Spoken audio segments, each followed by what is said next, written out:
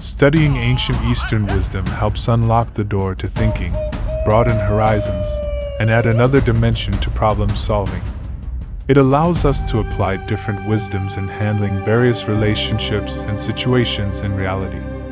By combining the wisdom of the East and the West, one can excel in strategic planning and surpass others.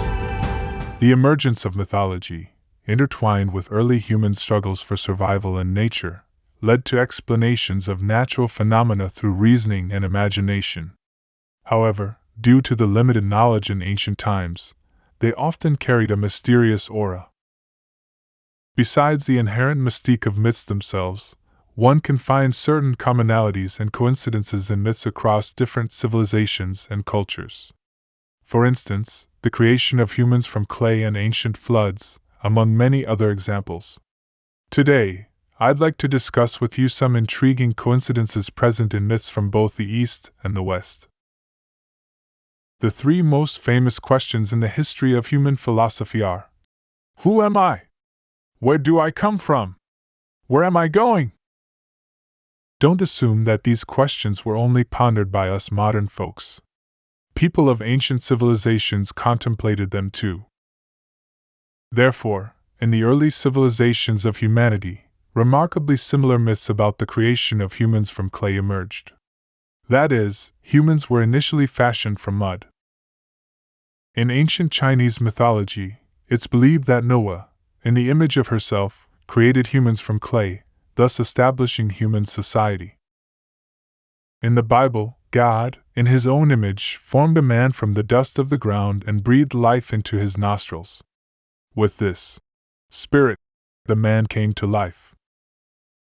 In Greek mythology, the brothers Epimetheus and Prometheus together created humans from clay. These two brothers are seen as symbols of humanity. Epimetheus represents human folly, while Prometheus represents human intelligence. The reason is that when creating animals and humans, Epimetheus was responsible for bestowing each animal with its unique abilities. He gave bravery to lions, speed to rabbits, sharp vision to eagles, and so forth. He endowed all the wonderful talents to the animals, but when it came to humans, he realized he had nothing left to give them as a means of survival. So, humans weren't the bravest in the natural world, nor the fastest, strongest, or most ferocious. Upon seeing the pitiful state of humans, Prometheus secretly ascended Mount Olympus, stole the sacred fire of the 12 gods, and gave it to humans. Later on, Prometheus, defying the gods, taught humans cleverness and wisdom, all to make up for his brother Epimetheus's oversight. Since we've mentioned Prometheus, let's briefly touch on the legend of fire. In ancient Chinese mythology regarding fire, it was the legendary figure, Sui Ren, who discovered fire while drilling wood. He then passed on this knowledge to others. The emergence of fire revolutionized the primitive way of life. With fire, people started consuming cooked food, greatly reducing the number of disease infections. Even in the dark of night, they were no longer afraid of sudden attacks from wild animals. This contribution to humanity was immense. As a result, Sui Ren was placed at the forefront of the three sovereigns, among the ancient Chinese rulers, revered in later generations as the ancestor of fire. In Western mythology, fire was initially something only gods like Zeus could enjoy. Prometheus, unable to bear seeing humans suffer in darkness and cold, stole fire from Mount Olympus. This allowed mortals to enjoy a happier life illuminated by fire. However, Prometheus endured a cruel punishment. He was chained to a colossal rock on a mountaintop, enduring the torment of a vulture feasting on him. The modern tradition of passing the Olympic torch is a tribute to Prometheus. So why do these two figures hold such high status in mythological history? That's because the discovery of fire was a monumental event in human civilization. Once humans mastered fire, they set themselves apart from other creatures. Therefore, the discovery of fire is universally recognized in both Eastern and Western cultures as the beginning of human entry into civilized society. Having covered fire, let's talk about water. In the myths of various civilizations in both the East and the West, there are records of a prehistoric deluge. In ancient China, during the primordial era, a great flood submerged the entire land of Huaxia. Emperor Xian Yuan's descendant, Dag Yu, led the people in flood control efforts. He's said to have passed by his own doorstep 3 times without entering, dedicating a whole 13 years to vanquish the deluge. In Western mythology, the Great Flood had a cause. God Jehovah saw the great wickedness of humanity on the earth, with their thoughts continually bent on evil. He decided to unleash a flood upon the earth, wiping out all living beings.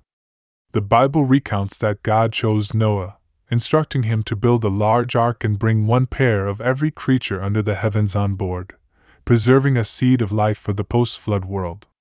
Finally, God sent down a deluge of rain, and only Noah's family and the creatures inside the ark survived. In the 11th tablet of the Epic of Gilgamesh from the Sumerian civilization, there's a tale like this. One day, the god Enki informed Utnapishtim that the god Enlil was planning to bring forth a flood to wipe out humanity. If Utnapishtim was clever enough, Enki advised, he should build a ship and take his family, livestock, important possessions, and skilled sailors on board. Then, a storm arrived, bringing down a relentless deluge for 7 days and nights, leaving Utnapishtim's ship stranded on a mountaintop. In terms of historical chronology, this Babylonian tablet's account of the flood myth seems to be the earliest. A similar story is found in the ancient Egyptian myths. In the burial texts of Pharaoh Seti I, there's mention of a flood that wiped out sinful humanity.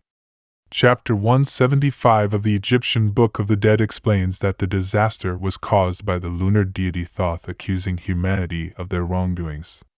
The passage reads, "They quarreled, they fought, they sinned, they created hatred, they killed forests, they stirred up trouble everywhere, oppressing the innocent. I'm prepared to destroy everything I created. A great flood will descend upon the world, turning the earth into a vast water pit, restoring everything to its primal state." In the ancient Indian Vedas, it's recorded that afterward, Manu was warned of an impending flood, and a large ship was sent to him. The Vedas' meaning here is one of knowledge and revelation.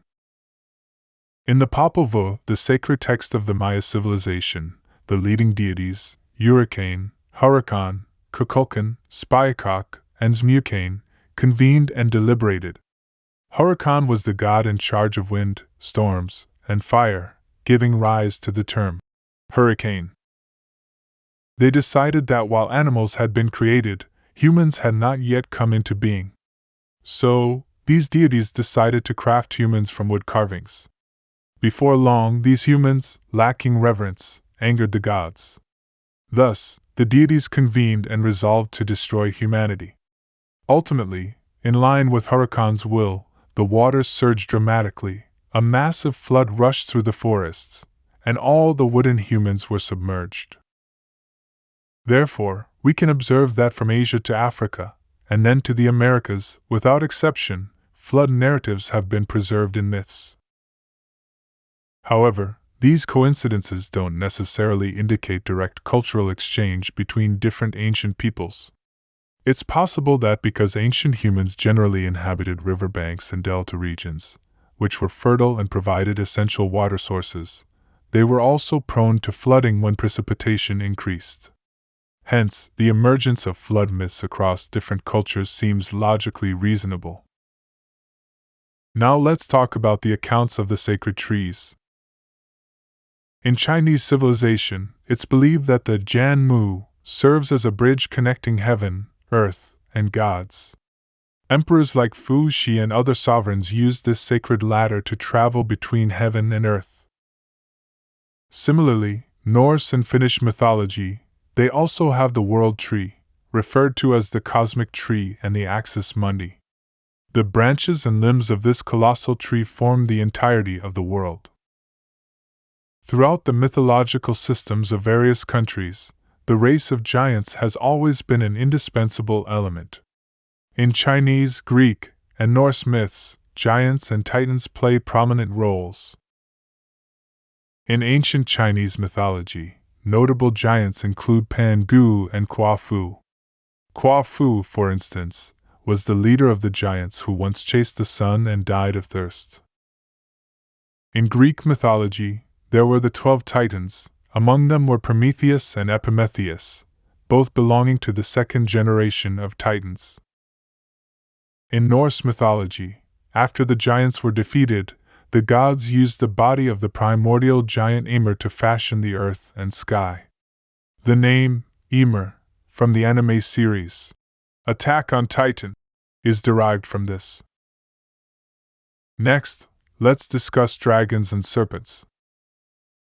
Many myths feature deities and monsters related to dragons and serpents. In ancient China, emperors were referred to as true dragon sons of heaven, and the Chinese also claimed to be descendants of dragons. However, the Chinese depiction of dragons leans slightly towards serpents in form, with distinctions in dragon heads, claws, and fins, setting it apart from the Western concept of dragons. In Western cultures, dragons and serpents are often associated with evil and bloodshed. For example, in the Bible, Satan takes the form of a serpent to tempt Adam and Eve in the Garden of Eden. In Greek mythology, there's the monstrous giant Typhon, symbolizing storms, with 100 dragon or serpent heads. His name translates to storm in Greek, and the term typhoon originates from this. In Norse mythology, there's a serpent named Nidhogg, dwelling at the roots of the world tree, ceaselessly gnawing on its roots. During the twilight of the gods, Nidhogg eventually bites through the roots of the world tree, seen as one of the omens of the end of days. Another is Jormungandr, a colossal sea serpent and the offspring of Loki. His arch-nemesis is the thunder god Thor. In the final battle of Ragnarok in Norse mythology, Thor ultimately manages to strike down Jormungandr with his mighty hammer, but the serpent's venom courses through Thor's body, resulting in both meeting their end. In Anglo-Saxon culture, the earliest accounts of dragons can be found in the heroic epic poem, Beowulf. When a dragon discovers a missing cup, it becomes enraged. Later, Beowulf engages in a deadly battle with the dragon, resulting in both of their deaths. The dragon in Beowulf serves as a prototype for the dragons that later appear in European culture. It hoards treasure, is curious, and seeks revenge by breathing fire, and its teeth are venomous. After discussing dragons, let's move on to other mythical creatures and beings. In ancient Chinese texts like the Shanhai Jing, there are records that bear some resemblance to Western mythology. For example, in ancient Greek mythology, there's the centaur, a being with the upper body of a human and the lower body of a horse. In the Shanhai Jing, there's mention of a creature called Ing Zhao, described as having a horse's body but a human face, with tiger patterns and bird wings. This creature was believed to guard the heavenly gardens for the celestial emperor. In Greek mythology, there's also the harpy, a creature with the face of a woman, but the body, wings, and talons of a vulture. It's known for its cruel and vicious nature. In the Shanhai Jing, there's a creature called Yu Shao, described as having a bird's body and a human face, with 2 yellow snakes hanging from its ears and 2 more under its feet. The Xiang Lu is considered the most powerful combatant among the mythical creatures in the Shanhai Jing. It's depicted as a 9-headed snake, colossal like a mountain range, capable of emitting poisonous gas. Wherever it went, no grass would grow. Yu the Great, who attempted to rid the people of this menace, engaged in a fierce battle with Xiang Lu for 3 days and 3 nights. Each time Dag Yu beheaded a head of Xiang Lu, a new one would grow shortly after. Eventually, it took the combined efforts of Dag Yu and the gods of Kunlun Mountain to slay the creature. Yes, the famous 9-headed serpent in Greek mythology is known as the Hydra. Its 9 heads also possess the ability to rapidly regenerate. Interestingly, There always seems to be a hero emerging in these tales. China had Dagu, while in Greek mythology, this hero was Hercules, who ultimately slew the Hydra.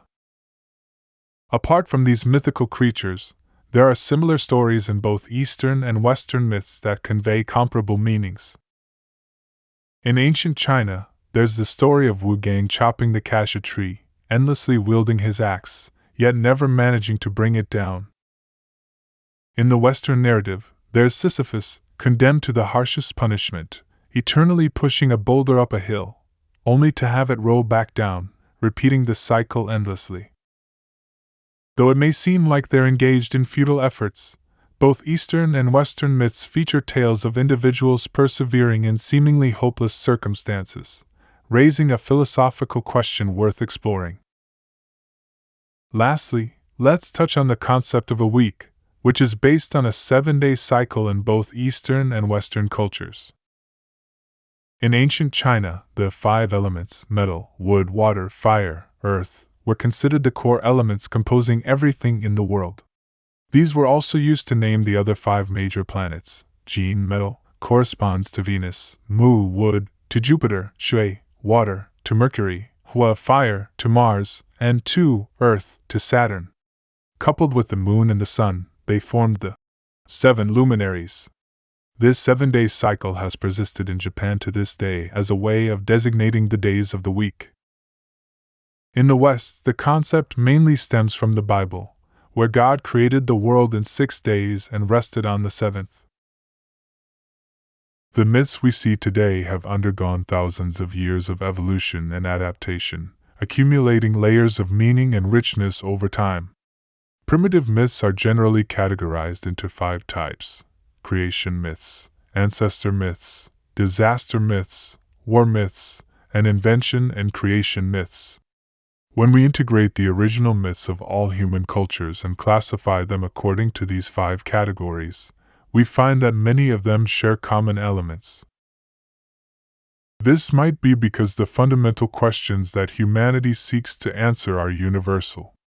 This brings us back to the philosophical questions we mentioned at the beginning of the video. Who am I? Where do I come from? Where am I going? Don't miss out on this potentially life-changing opportunity. If you want to gain more insightful wisdom, go ahead and tap that like button, subscribe to our channel, and help us keep producing high-quality content.